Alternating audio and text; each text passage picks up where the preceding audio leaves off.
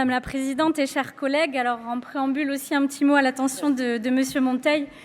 La défense, ça n'est pas l'exclusivité de l'État. La défense, c'est l'affaire de tous, c'est l'affaire de chacun d'entre nous. Et la région prend toute sa part aujourd'hui et on peut en être fier. Ensuite, pour l'Assemblée, je voulais par avance présenter mes excuses parce qu'il va y avoir des redondances avec l'intervention du vice-président Jalil Ben Abdillah, mais la répétition a ses vertus, particulièrement dans un moment grave.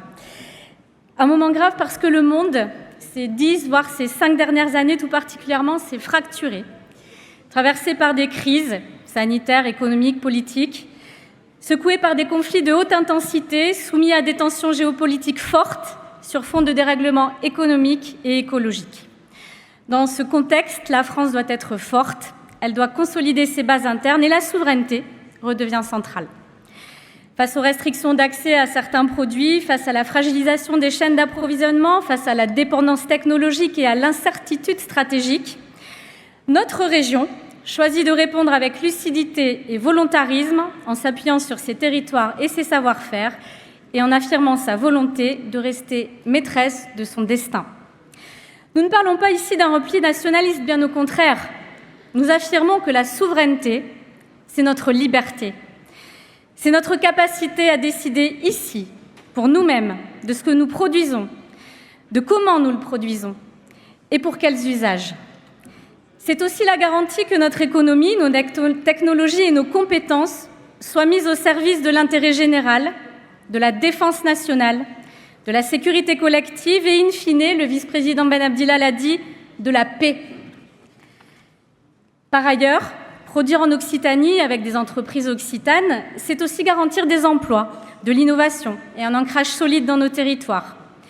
L'Occitanie représente, ça a été dit aussi, plus de 10% de la BITD, la base industrielle et technologique de défense française, avec plus de 25 000 emplois directs, ça n'est pas une paille. Derrière ces chiffres, ce sont des femmes et des hommes qui conçoivent, qui innovent, qui fabriquent dans nos communes et souvent, ça a été dit aussi, dans les TPE et les PME ancrées localement. Ce sont ces entreprises que nous voulons aider, c'est à ces entreprises que ce contrat s'adresse.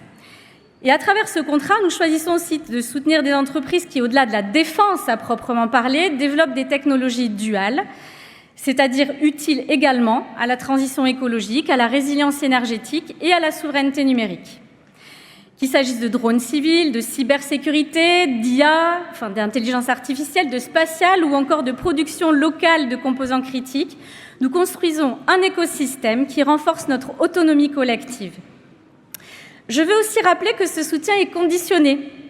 Il est conditionné à la création d'emplois pérennes et de qualité sur notre territoire. C'est le modèle de développement que nous défendons de longue date, plus juste, plus durable et plus démocratique.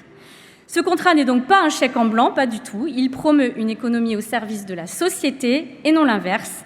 Nous accompagnons les entreprises de la région, non pas pour les transformer en exportateurs de guerre, mais pour les rendre plus résilientes, plus souveraines, plus innovantes, autant que responsables, dans un monde instable, et c'est un euphémisme. Et c'est ça, la défense.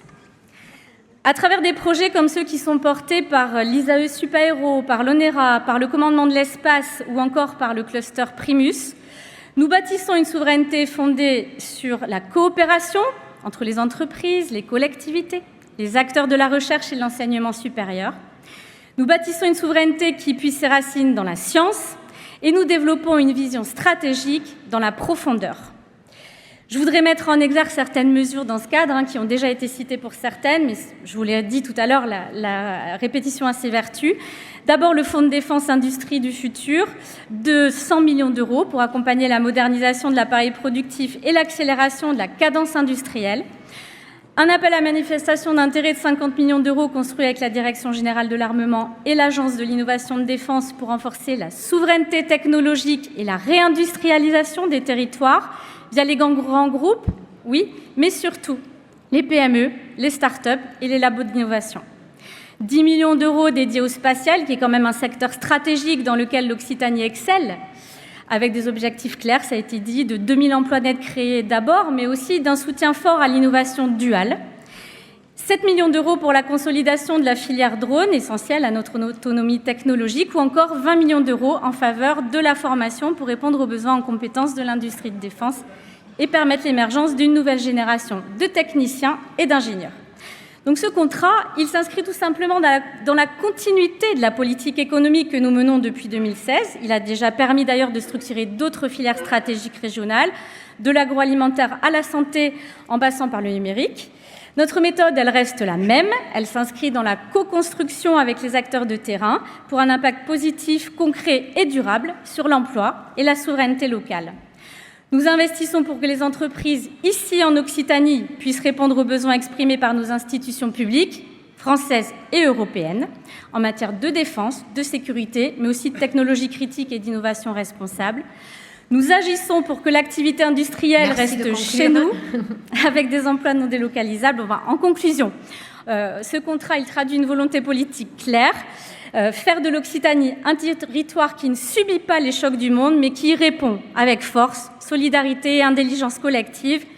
C'est pour ça que je vous demande de bien vouloir soutenir cette démarche ambitieuse et je vous remercie pour votre attention.